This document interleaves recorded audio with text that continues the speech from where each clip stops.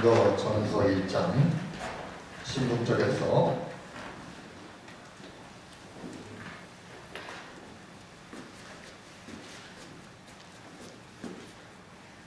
고린도전서 1장 18절에서 25절까지 제가 봉독합니다. 십자가의 도가 멸망하는 자들에게는 미련한 것이요 구원을 받는 우리에게는 하나님의 능력이라.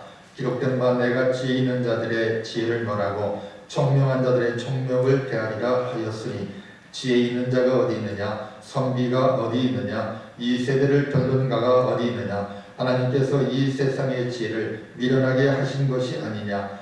하나님의 지혜에 있어서는 이 세상이 자기 지혜로 하나님을 알지 못하므로 하나님께서 전도에 미련한 것으로 믿는 자들을 구원하시기를 기뻐하셨도다. 유대인은 표적을 구하고 엘라인은 지혜를 찾으라. 우리는 십자가에 못 박힌 그리스도를 전하니 유대인에게는 꺼리끼는 것이요 이방인에게는 미련한 것이로되 오직 부르심을 받은 자들에게는 유대인이나 헬라인이나 그리스도는 하나님의 능력이요 하나님의 지혜이나 하나님의 어리석음이 사람보다 지혜롭고 하나님의 약하심이 사람보다 강하니라. 아멘.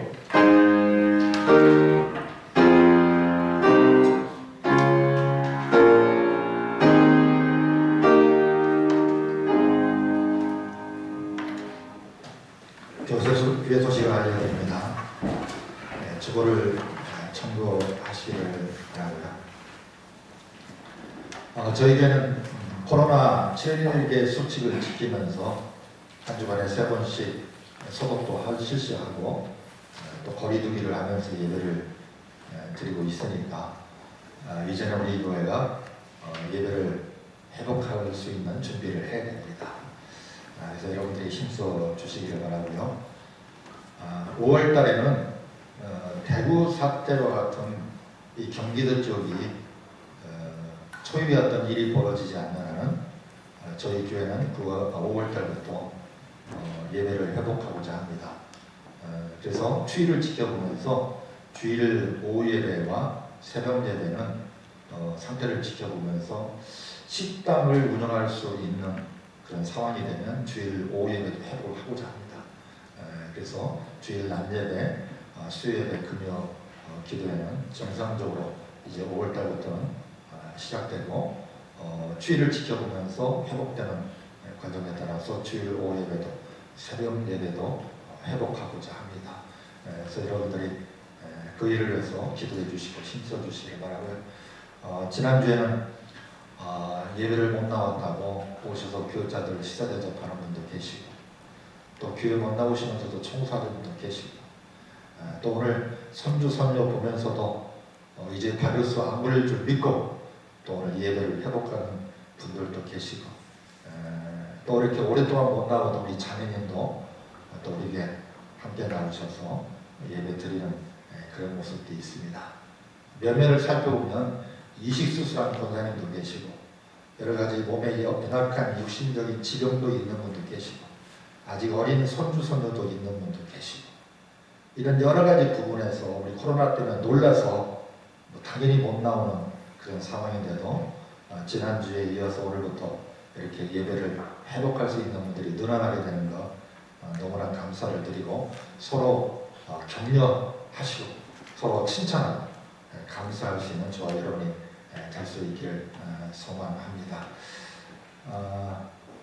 그 주일학교는 우리 강전사님께서 한 목사님 대신 주일학교 지도 교육자를 맡으시고 우리 학생부는 토요일 날 오후에 학생부 모임을 준비하고 이제 11시 예배, 주일 예배는 이렇게 드리도록 합니다. 요즘에 주일학교 학생들뿐만 아니라 학생들까지도 주일날에 9시에 나오는 게 전쟁을 불사합니다.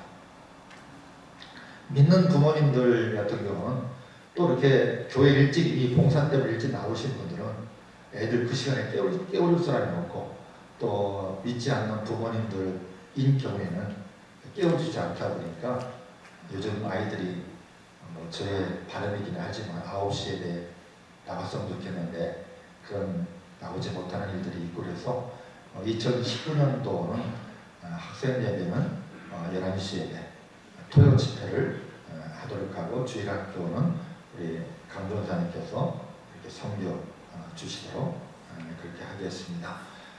정기노예가 내일 서부교회에서 진행이 되어집니다. 한 주간 연기해서 노예가 이루어지는데 좀 복잡한 문제들이 있는 부분도 있습니다. 어릴 때보다도 성노예가 될 수 있도록 우리 성도님들이 기도 많이 해주시고, 노예가 편해야 지교회들도 편안하고 또 우리 교회도 편안하게 될 줄 압니다. 그래서 성노예가 될 수 있도록 기도 많이 해주시기를 부탁을 드립니다. 옆에 분들한테 한번 인사합시다. 잘 오셨습니다. 환영합니다. 한번 인사합시다. 한 가지만 또 인사합시다. 오셨으니 은혜 받읍시다.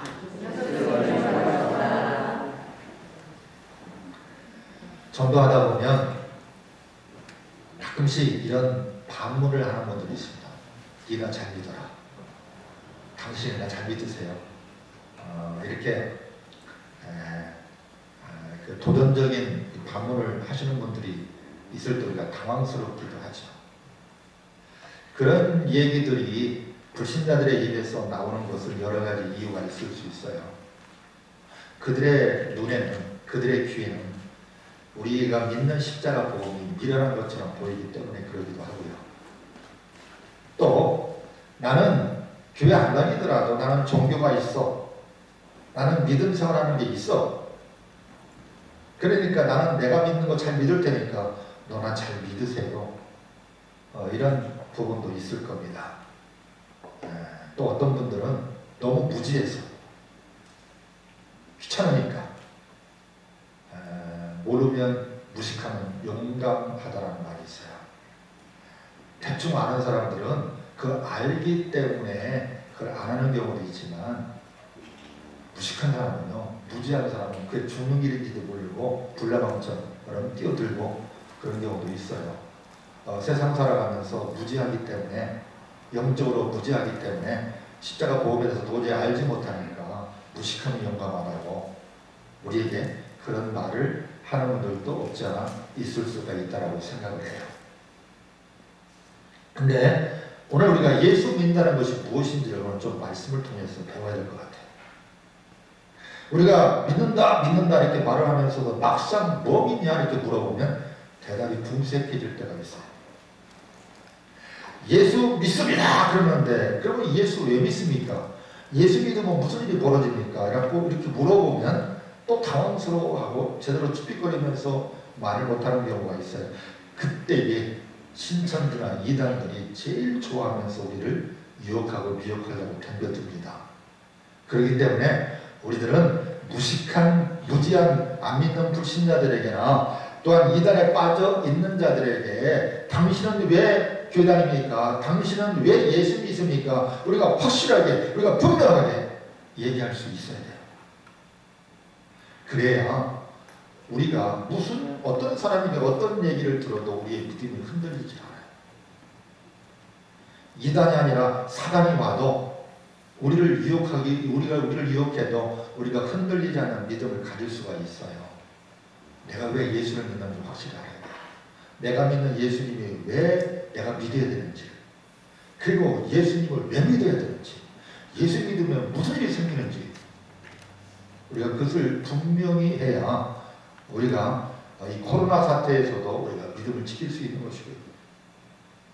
오늘 예배 드리는 것, 저는요 이제 벌써 한국 교회들이 코로나 사태 이후에 한국 교회는 어디를 가는가 이런 타이틀을 걸어놓고 이런저런 논쟁도 하고 이런저런 이론도 주장하고 그래요. 근데 대형교회나 좀 유명하신 목사님들이 이제 정부 쪽에서 이제 행정부처에서 무조건 이제 예배를 드리지 말았으면 좋겠다. 그래서 인터넷이나 유튜브 예배도 온전한 예배다라고 말을 해놓고 그런 예배를 드리고, 이제는 온전한 예배 드리기 위해서 교회 나와서 예배 드려야 된다. 이렇게 되니까 이게 언밸런스가 되는 거예요. 앞뒤가 안 맞는 얘기가 되어버리는 거예요. 우리가 신앙생활 할 때 이런 모습이 있어요. 옛날에 일제시대 때 신사참배를 해서 그때의 고신측하고 장로교가 두 가지로 갈라지게 됐어요. 고신측 분들은요, 목숨 걸고 신사참배를 안 하고 감옥 갔다 오신 분들이 중심이 됐어요. 감옥 가서 오진 고문이나 핍박이나 박해로 인해서 어쩔 수 없이, 여러분들 주기철 목사님 영화를 보면 그래요. 주기철 목사님 이 감옥에 갔을 때 주기철 목사님 앞에다가 신사참배할 수 있는 사진을 걸어놓고 밥상을 주는 거예요. 그 주기철 목사님은 그 밥을 먹기 위해서 신사참배하는 모습이 되지 않기 위해서 밥을 안 먹었다니요. 하여튼 어쨌든 간에 그 이후로 이제 한국교회가 장로교회가 갈라지게 됐어요. 또 WCC 문제로 합동측과 통합측이 갈라지게 됐어요. 통합측에서는 WCC를 가입해야 된다라고 얘기를 했고, 합동측은 WCC 문제는 이건 진보적이고 자유주의 신학자들이 만들어내는 그런 부분이기 때문에 우리는 거기에 가입할 수가 없다. 그래서 합동측과 통합측이 갈라졌어요. 그래서 우리 합동측은, 우리 교회는 WCC와 이 별개와 WCC에 속해 있는 교회가 아니에요. 그런데 이 기독교 역사 속에서 그런 신사참배라든지 이제 6.25 전쟁 때에 정말 신앙의 자유를 통해서 아무것도 없이 그냥 맨발로 이 평양에서 평양신학교에서 신학을 지켰던 사람들이 한국에 넘어와서 개척해서, 우리 교회도 이북 목사님이신 우리 원로 목사님께서 개척을 하셨어요. 우리 한국교회 1세대에 보면 이북에서 신앙의 자유를 찾아서 오셔서 목회하시고 부흥 개척하고 온갖 고생을 다 하시면서 부흥하는 교회로 만들었던 역사들이 있어요. WCC 문제가 있어요. 신사참배 문제가 있어요. 옛날에 WCC 문제 안 믿는 사람들이나 평신도들 사이에서는요, 이게 신학적인, 분명한 신학적인 어떤 엄청난 어떤 파장을 일으킨 게 아니에요. 그냥 사느냐 죽느냐 이 문제에 급급했지, 평신도들이 이 신사참배하고 신사참배 안 하고 이것 가지고 평신도들이 신사참배한 목사님, 신사참배 안 한 목사님, 신사참배한 교회, 신사참배 안 한 그런 교회, WCC 가입하는 교회, WCC 가입하지 않은 교회, 그거 가지고 평신도들이 이러쿵저러쿵 싸우지 않았어요. 결국은 뭐냐? WCC에도 공산주의 문제도 이제 신사참배 문제도 목사들끼리 신학적인 논쟁을 하고 목사들끼리 싸움박질하고 이러면서 한국교회가 갈라지고 지금까지도 하나 되지 못한 역사가 있어요. 코로나 문제, 저는 그렇게 보지 않습니다. 이 코로나 문제도 한국교회가 어떻게 풀어가냐에 따라서, 이 코로나 때에 예배 드린 교회, 코로나 때에 주일예를 가지도 안 드렸던 교회, 이거 가지고 또 싸움박질을 하고 또 이거 가지고 서로 으르렁대고, 지금 한국교회는요 그런 거 가지고 도토리 키재기할 때가 아니고 하나님께 엎드려야 됩니다. 하나님께 진정한 회개를 해야 됩니다. 남의 교회 문제 따지자는 문제가 아니라, 코로나 때 예배 드렸다라는 교회를 따지는 게 아니라, 그런 목사를 징계하고 그런 목사를 정죄하는 게 아니라, 또 예배 드린 교회는 어떻고 그런 교회가 아니라,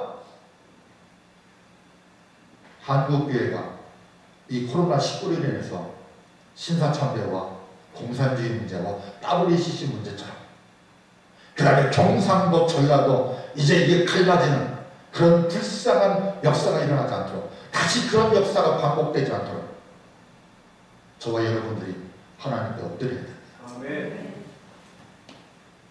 그렇지 않으면 한국교회 소망이 없습니다. 우리 교회도 입 가지고 이러쿵저러쿵 하는 교회가 되면 우리 교회 소망이 없습니다. 우리는 예배를 드렸던 교회나 예배를 드리지 않았던 교회나, 우리 교회는 어떤 교회였던 그런 게 문제가 아니라, 우리는 저와 여러분들이 하나님께 엎드릴 수 있는 교회가 돼요. 하나님께 엎드려서 회개하는 기회를 삼아야 돼요. 그래야 한국교회가 살아날 수 있고요. 그래야 세상 사람들에게, 불신자들에게 니나 잘 믿으세요, 너는 잘 믿어요. 더 이상 이런 교회가 되지 않는 교회가 될 줄. 저는요, 한국 교회가 예배를 드리고 안 드리고 코로나 때 그게 문제가 아니라요. 일개 시장이, 일개 도지사가 강제 발동 명령을 내리겠다라고 스스럼 없이 말할 수 있는 교회로 한국교회가 부끄럽고, 한국교회가 추락했고, 한국교회가 존경 못 받고, 한국교회가 세상 사람들이 두려워하는 공동체가 되지 못했다는 게 부끄러운 거예요. 저는 그 사람들을 비난하고 그 사람들에게 이렇게 저렇게 말하고 싶지 않아요. 이런 속에 이런 교회가 되지 못했다는 거, 이런 교회밖에 되지 못했다는 거, 이런 교회가 돼서 그런 사람들에게 그런 소리를 듣는 한국교회가 될 수밖에 없었다는 거, 이거 부끄러워야 돼. 이것 때문에 우리는 엎드려서 하나님께 기도하고 일어나야 돼요. 우리끼리 도토리 키질 문제가 아니에요. 우리끼리 뭐 이렇고 저렇고 할 문제가 아니에요. 보세요. 한국교회 이것 때문에 시끄러울 겁니다. 이거 가지고 말장난하는 사람들 얼마나 많은지 몰라요. 이미 주일날에 오전, 주일날 예배까지 안 드렸던 교회들이 벌써 가장 앞장서서 이제 코로나 이후에 한국교회는 어디로 가야 되나 이런 얘기 먼저 하고 있어요. 그런 얘기하기 전에 우리 하나님께 엎드립시다. 아멘. 어디로 가기는 어디로 가요? 하나님께 엎드리면 끝나는 거예요. 어떤 목사가 한국교회가 어디로 가느냐 이런 얘기하는 게 중요한 게 아니라 그런 타이틀을 가지고 이렇게 저렇게 말하는 게 아니라 한국교회는 우리 함께 하나님께 엎드립시다. 이런 한국교회가 이런 한국교회밖에 될 수 없는 이 한국교회, 이 코로나의 문제로 인해서 한국교회가 들썩였던 이런 교회, 이런 민낯을 보인 중국의 민낯을 보고 유럽의 민낯을 보고 우리나라에서도 뭐 그런 얘기를 떠는 부르는데 지금 한국도 민낯을 보인 모습들이 얼마나 많은지 몰라요. 평화로울 때 아무런 시련도 없고 아무런 박해도 없을 때에 예배의 자유와 신앙의 자유가 있을 때에 그 사람들의 신앙이 한국교회 신앙 수준이 어디 있는지 우리는 몰랐어요. 근데 이번엔 완전하게 민낯이 드러난 거예요. 저는 이게 두려운 거예요. 작은 목사로서 이거를 한국교회를 제가 전체를 이끌어갈 수 있는 지도자도 못되고, 제가 한 귀퉁이에서 세례동 한 귀퉁이에서 제가 작은 목소리 내더라도 관심도 없을 거예요. 그러나 저와 여러분들은 하나님께 엎드릴 수 있는 줄 믿습니다. 아멘. 멸망받아야 될 자들에게는 하나님의 십자가 복음은 미련한 것이라. 그러나 구원을 얻은 우리에게는 하나님의 능력이라. 아멘. 이것이 믿음이에요. 아멘. 이것이 복음이에요. 아멘. 하나님이 되신 것을 보여주시는 거예요. 여러분, 가나안 땅 제가 말씀 가끔씩 드리죠. 가나안 땅은요 저절로 축복의 땅이 아닙니다. 가나안 땅이야말로요 전 세계 땅덩어리 중에서 하나님이 간섭해야만 축복의 땅이 되는 정말 복이 드문 땅이 가나안 땅이에요. 거기 가나안 땅에는요 큰 호수도 없어요. 큰 호수 만들 땅도 없어요. 댐을 건설할 땅도 없어요. 그런 땅이 가나안 땅이에요. 산지예요. 계곡 속에 있는 산지 속에 있는 그런 땅덩어리예요. 그래서 하나님께서 이른비와 늦은비를 내려주지 않은 땅이 되면 하나님께서 하나라도 이른비와 늦은비를 내려주지 않으면 씨를 뿌릴 수도 없고 거둘 수도 없는 땅이에요. 근데 씨만 뿌리면 하나님께서 이른비 내려줄 때 씨 뿌리면 하나님이 늦은비를 내려주셔서 촉촉히 적셔주셔서 모든 씨앗들이 이제는 새싹을 돋고 일어나서 풍성한 땅이 되는 거예요. 그리고 온도차가 심해서 새벽마다 이슬이 내리는 거예요. 이른비와 늦은비가 내린다면 비가 내리지 않습니다. 근데 그 비가 내리지 않는 땅이 하나님이 온도차를 심하게 해서 이슬을 매일 새벽마다 여러분들 온도차가 심할수록 이슬이요 많이 맺힙니다. 떠다니는 구름들이 비구름은 아니라도 떠다니는 구름과 이 지상과 온도 차이가 발생이 되어지면서 수분이 발생되어서 온도차가 심해지는 그런 계절일수록 그런 온도 차일수록 이슬이 많이 맺히는 거예요. 우리나라는 그렇게 온도차가 심하게 해서 이슬이 맺히긴 하지만 이슬도 짧게 맺혀요. 이 봄의 가뭄, 그래서 씨앗 뿌리고 난데 이 봄 가뭄에 하나님이 그때의 온도차를 통해서 이슬을 내리는 거예요. 그리고 가을에는 여름에는 비가 많이 오지만 가을에는 온다라 비가 많이 오지 않아요. 그 대신 온도차가 또 심해서 적당한 이슬을 내려서 모든 오곡들이 풍성하게 열매를 맺고 이루어갈 수 있도록 만드는 거예요. 낮에는 따뜻한 햇빛으로, 저녁에는 추운 날씨로 병충해를 막아주고, 그래서 새벽에 이슬을 내려주셨어요. 이게 가나안 땅이에요. 하나님의 능력이 역사하는 거예요. 그래서 이 세상의 지식 가지고, 이 세상의 어떤 지혜를 가지고, 이 세상의 어떤 종교를 가지고도 인간의 죄의 문제, 인간의 죄로 말미암아 우리 하나님의 진노를 통해서 사망과 지옥 천벌을 받아야 될 우리가 이 세상의 인간의 어떤 과학과 지식과 문명을 가지고도 그 문제를 해결할 수 없는 거예요. 그렇기 때문에 과학을 믿고 의학을 믿고 물학을 믿고 첨단 과학을 믿는 사람들이 볼 때 우리 십자가 복음은 미라는 것처럼 보이는 거예요.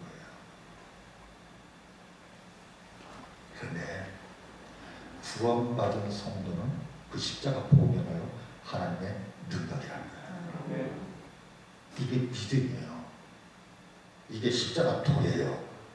이게 십자가 복음이에요. 그래서 우리는 예수 믿는 믿음으로만 구원받을 수 있다는 거예요. 이게 십자가 복음이에요. 예수님께서 이 땅에 오셔서 십자가에 죽지 않으면 그 어떤 방법으로도 우리는 죄 문제를 해결할 수 없고 우리는 구원받을 수 있는 방법이 없어요.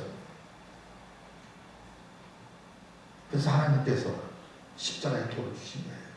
십자가의 복음을 주신 거예요. 십자가의 은혜를 주신 거예요. 그래서 예수님이 십자가에 져야만 된 거예요. 예수님이 십자가에 죽어야만 된 거예요. 그리고 십자가에 반드시 죽어야 되고 부활하셔야 되는 거예요. 예수님이 십자가에 죽지 않고 승천해가지고 그냥 하늘나라에 가서 영생을 누린다. 우리와 아무 관계가 없는 거예요. 예수님이 십자가에 죽으셨다가 그냥 죽으심으로 끝나버렸으면 아무런 문제 없어요. 예수님 우리 죄를 위해서 대신 십자가에 반드시 죽으셔야 돼요. 그 십자가의 대속의 죽임을 당하신 예수님을 하나님이 살리셔야 돼요. 그래서 우리에게 부활의 첫 열매가 되게 하신 거예요. 이게 십자가 복음이에요. 이것을 믿는 자에게는 하나님의 능력이라. 이것을 모르는 모든 세상의 무지한 사람들은 지식과 철학과 문명과 과학과 의학을 가지고도 이 문제를 해결할 수 없다 보니까 미련한 것처럼 보이고 그 미련하다라고 말하는 것들이 얼마나 무식하고 얼마나 영적인 무지한 자들인가. 이걸 명백하게 보여주는 것이 십자가의 복음이다. 우리는 이 십자가 복음을 믿어야 돼요. 이거를 믿어야, 이거에 흔들림 없는 믿음이 있어야 코로나 아니라 별것이 나도 흔들리지 않는 거예요.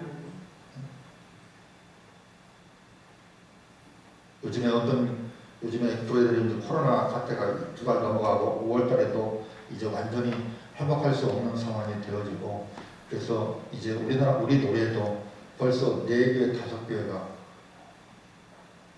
교회 폐쇄 신청을 해놨다고 해요.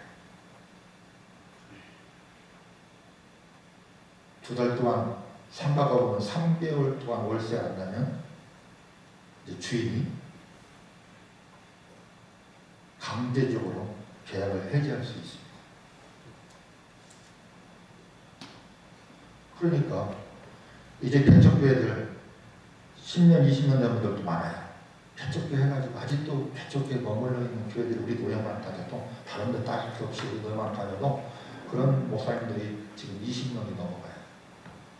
근데 그런 목사님들 보면 상가를 점점 줄여가지고 정말 누가 봐도 흐름한 어떤 상가 지하로 들어가요. 그러니까 험한 건물에 지하로 들어가니까 거기 누가 가겠어요?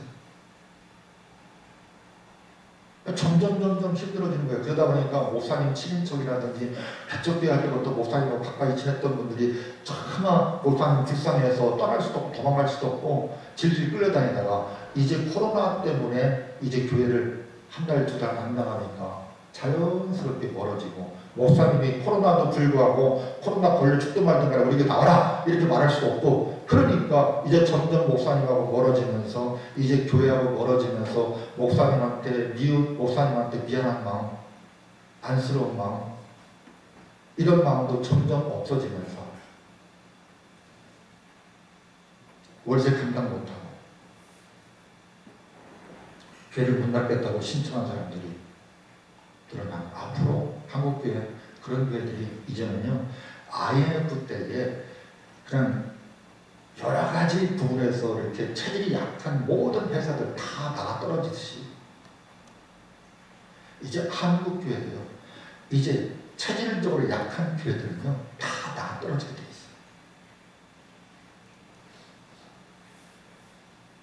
체질이 약하면 십자가 체질이 돼야 됩니다. 십자가의 은혜의 체질이 돼야 됩니다. 십자가의 복음의 체질이 돼야 돼요. 십자가 복음만 붙들어야 돼요. 이거 놓치면 개척교회 무슨 소망이 있어요 이 시대에. 개척교회가 목사님이고 훌륭한 목사님도 대단한 목사님도 아니고 환경적으로도 그렇고 모든 면에서 열악한 가운데 있는데 그런 개척교회들이 이 십자가 복음에 대한 확실한 믿음이 없고 이 십자가 복음의 능력에 확실한 역사가 없다면 그런 교회들이 어떻게 버틸 수 있겠어요?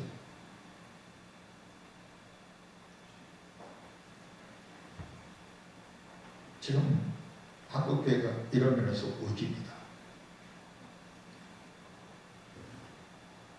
근데 하나님께서 세상 사람들이 미련한 것이라고 말하는 십자가의 복음으로 그 십자가의 복음을 증거하는 그 미련한 전도의 방법을 통해서 하나님의 구원의 역사를 이루신다는 거예요. 여러분들 세상에서 전도 나갈 때 저는 여기서 진리를 하나 발견해요. 전도 나갈 때요 그 사람이 직업이 뭐든 지식을 어떤 지식을 갖고 있든 세상의 신분이 어떻든 내가 무식하다라고 두려워하지 마세요. 그 사람들이 나를 미련한 놈 취급하고 무식한 놈 취급해도 십자가의 복음의 능력이 역사한다는 거예요. 내가 하는 게 아니라는 거예요. 십자가의 복음의 능력이 역사하는 거예요. 내가 하는 게 아니라 그 미련한 방법, 그 미련한 전도 방법, 내가 미련한 소리 들고 나보고 무식한 놈이라고 소리 듣고 나보고 저 니나 잘 믿어라 하는 소리 들을 수밖에 없는 그런 전도의 방법을 하나님은 그 전도의 방법을 통해서 하나님은 구원의 역사를 이루신다는 거예요. 지금까지도 그런 방법을 통해서 한국교회뿐만 아니라 기독교 모든 교회들을 부흥의 역사를 이루었다는 거예요.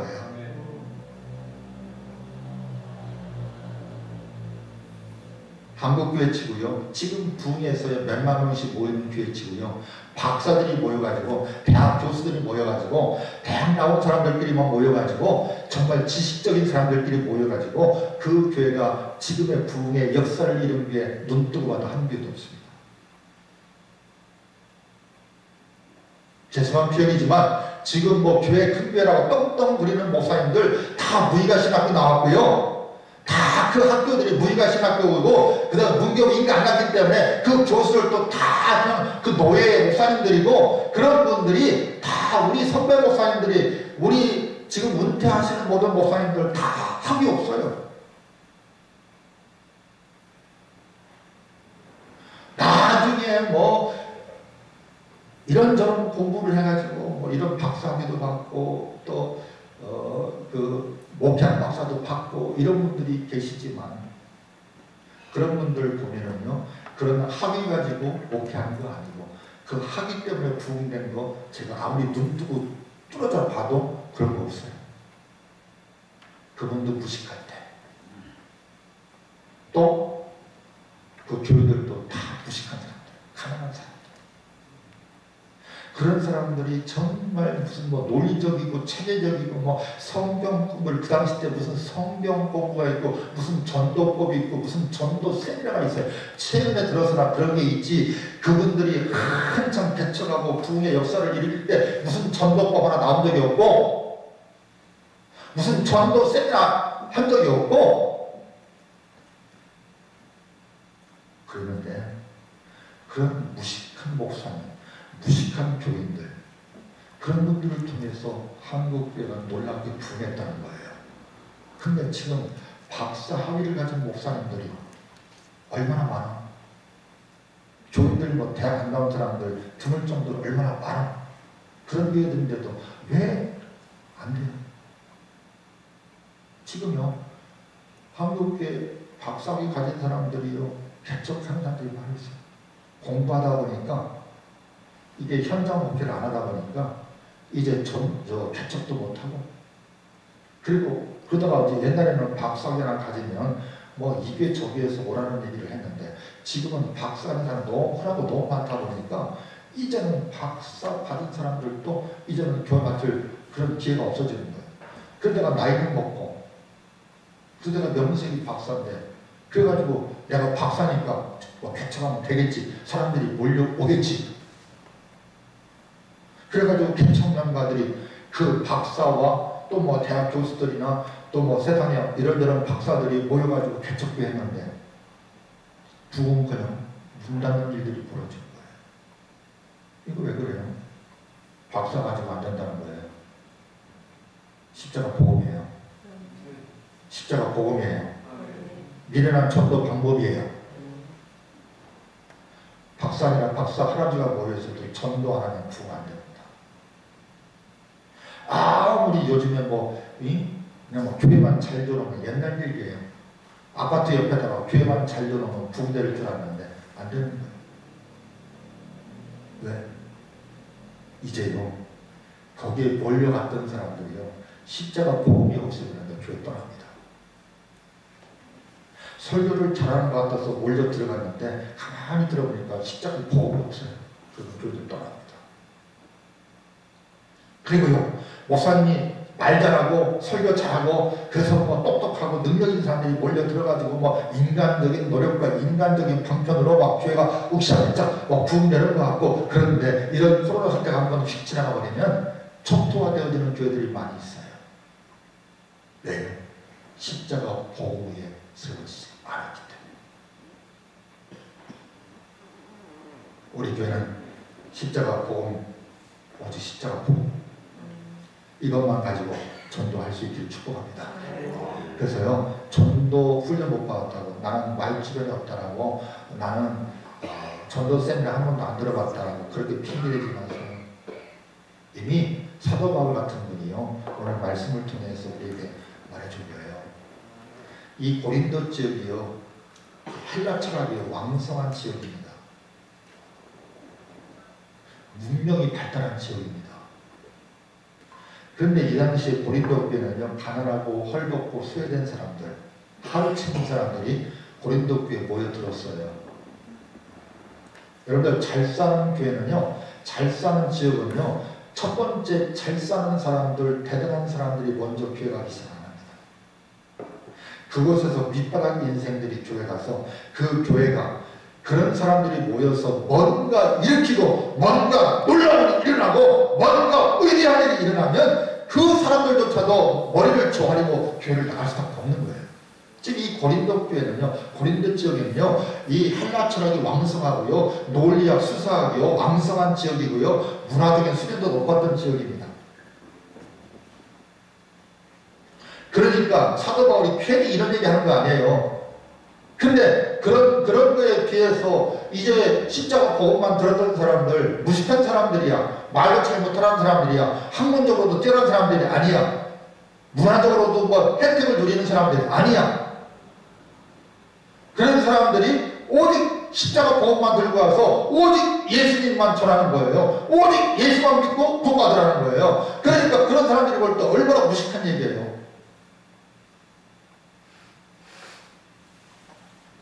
얼마나 가소로운 얘기예요.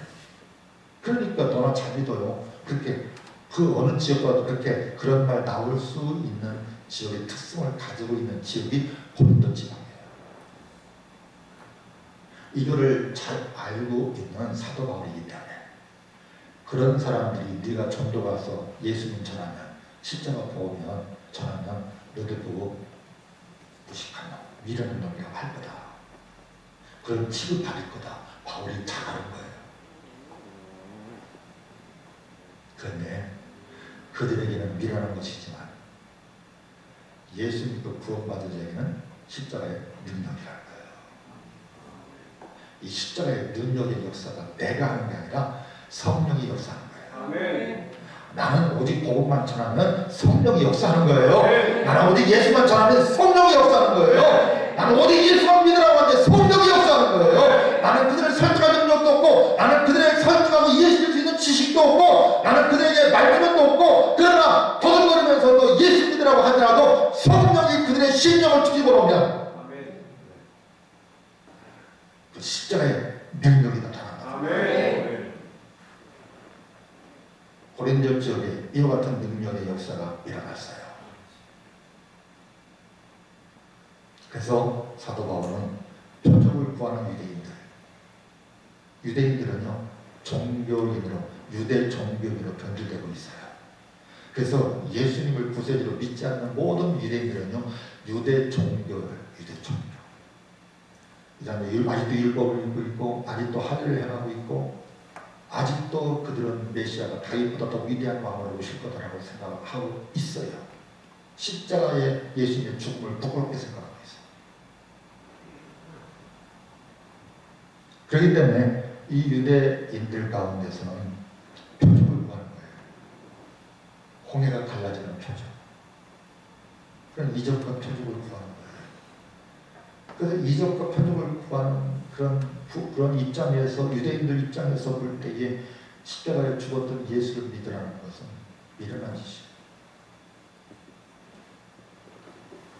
그다음에 이방인과 헬라인들은 이 당시 헬라 철학과 헬라 지식이 발달되어 있는 그런 시절이었고 그래서 그 시대에 이 고린도 지역에는요 그런 헬라 철학과 헬라의 지식과 모든 수사학과 이런 것들이 굉장히 잘 사는 지역이고 문화적인 수준이 높은 지역이고 이러다 보니까 자연스럽게 고린도 항구를 중심으로 고린도 지역이 그렇게 왕성한 지역이었어요.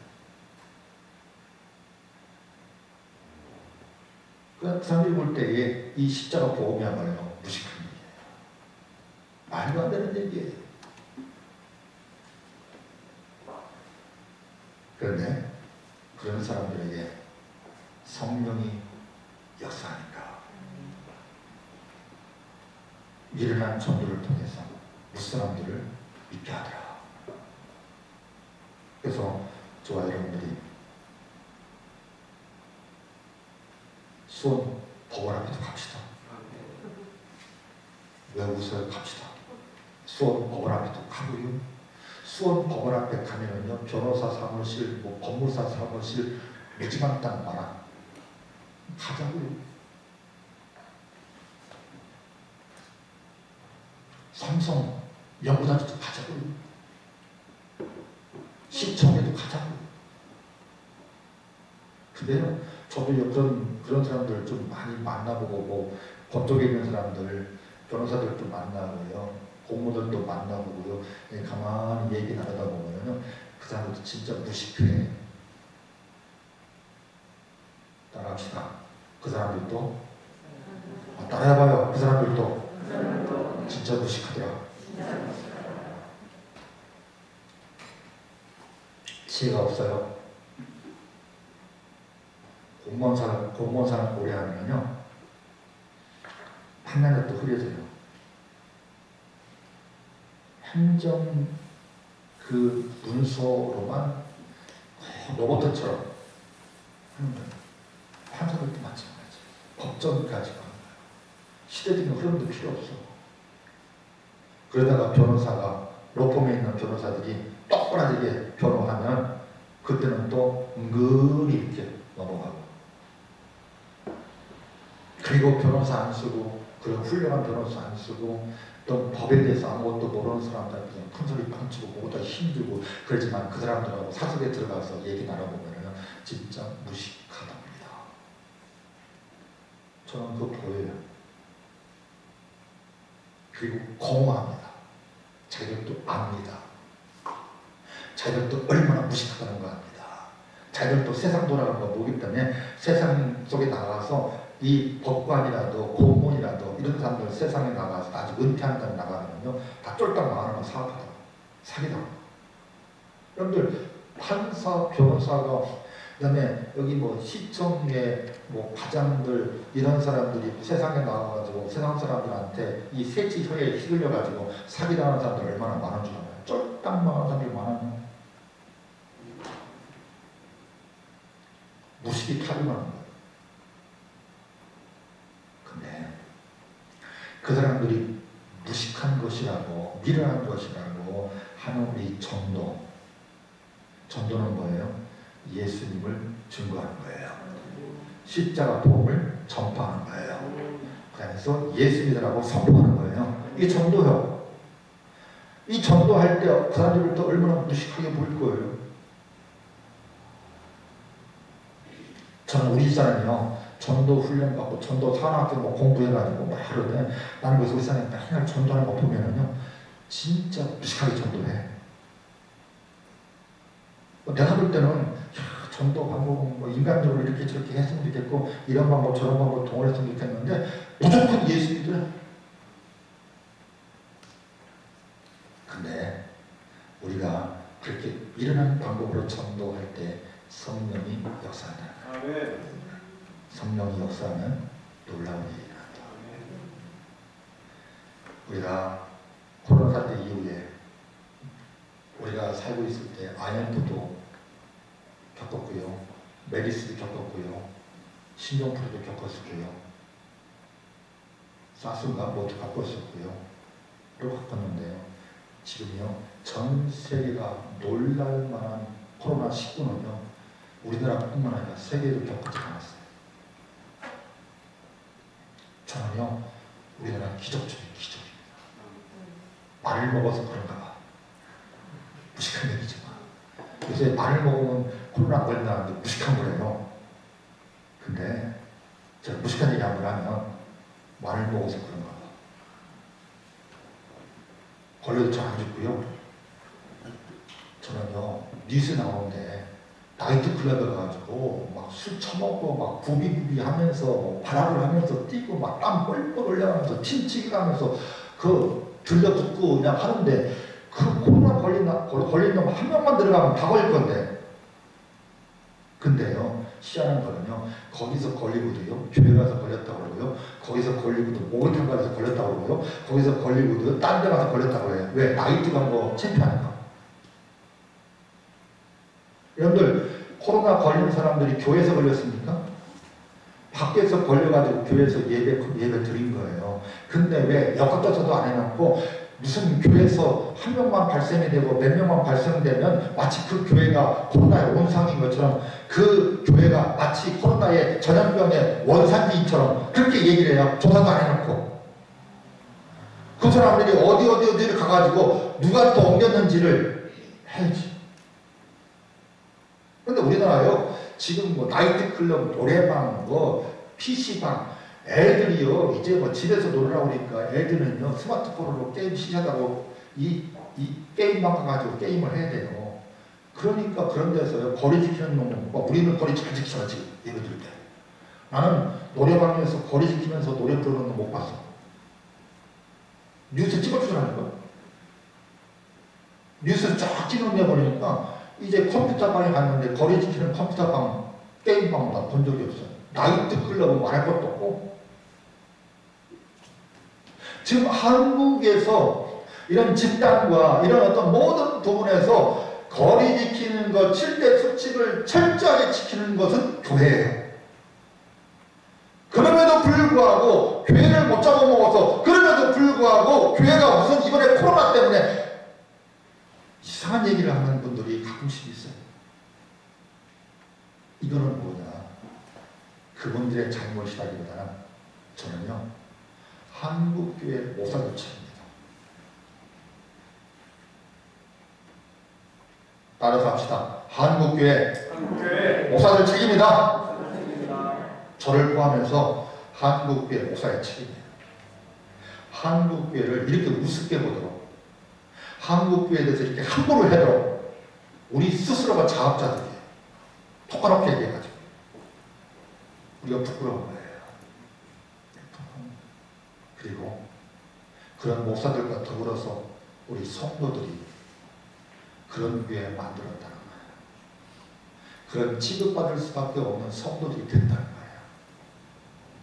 세상 사람들이, 공무원들이 교회를 향해서 그렇게 함부로 말해도 찍소리 못하고, 교회 또 세상 사람들이 마치 교회를 그런 원상인 것처럼 마치 예배를 강행한다. 무슨 놈의 예배를 강행해 예배를 드리는 거지. 예배 예자도 모르는 것들이 무슨 예배를 강행하는 거예요? 예배를 드리지. 우리는 무슨 일이 있어도 예배 드리는 거지. 예배 강행이 아니에요. 근데 그 영어 하나 자체도, 근데 그런 사람들이 뭐 영어 한 번 잘못 쓰고 뭐 인터뷰하다가 말 실수 한 번 하면 뭐 온 국민들이 난리법석을 떨었는데, 우리 모든 한국교회가 예배를 강행한다, 예배를 강행하는 교회들이다 이렇게 말해도 한국교회 단짠하잖아. 찌소리 못하잖아. 이게 지금 한국교회 현 추세예요. 이게 참 부끄러운 거예요.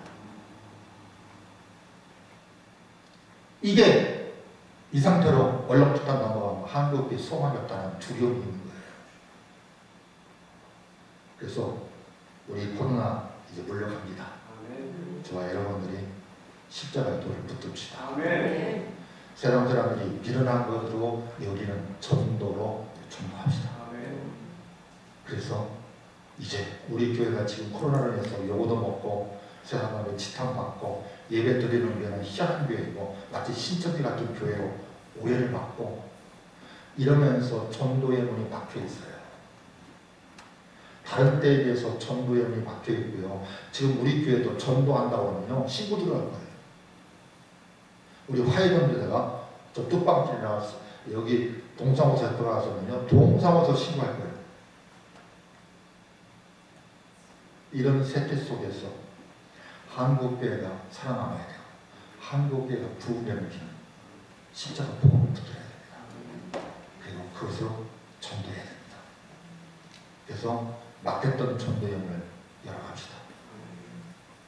옆에 분들한테 한번 인사합시다. 막혔던 전도의 문을 엽시다.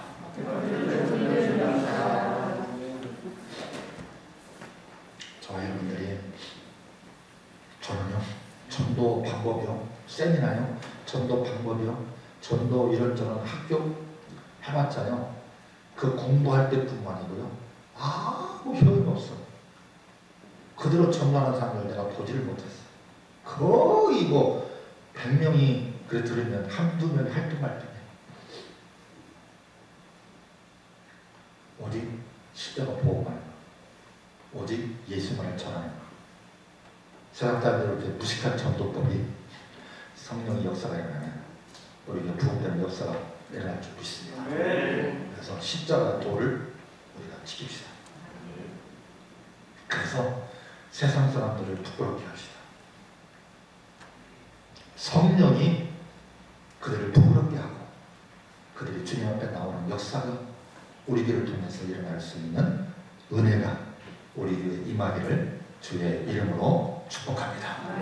기도합니다. 하나님 감사합니다. 오늘 주신 말씀 붙들고 우리가 십자가의 도를 붙들기를 원합니다. 십자가 복음만을 붙들기를 원합니다. 세상에 나가서 무식한 소리 들어도, 니나 잘 믿으라는 소리를 들어도 예배를 드리는 것을 예배의 강제 예배를 집행한다고 그런 소리를 듣는 시대에 살아감에도 불구하고 오직 예수만 증거하는 저희들이 되기를 원합니다. 그래서 우리 교회가 회복되기를 원합니다. 우리가 세워되기를 원합니다. 우리 교회가 능력 있는 교회가 되기를 원합니다. 성령이 강력하게 역사하여 주옵소서. 예수님 이름으로 기도하옵나이다. 네. 우리 다 같이 일어나셔서 우리 축복성 부르겠습니다.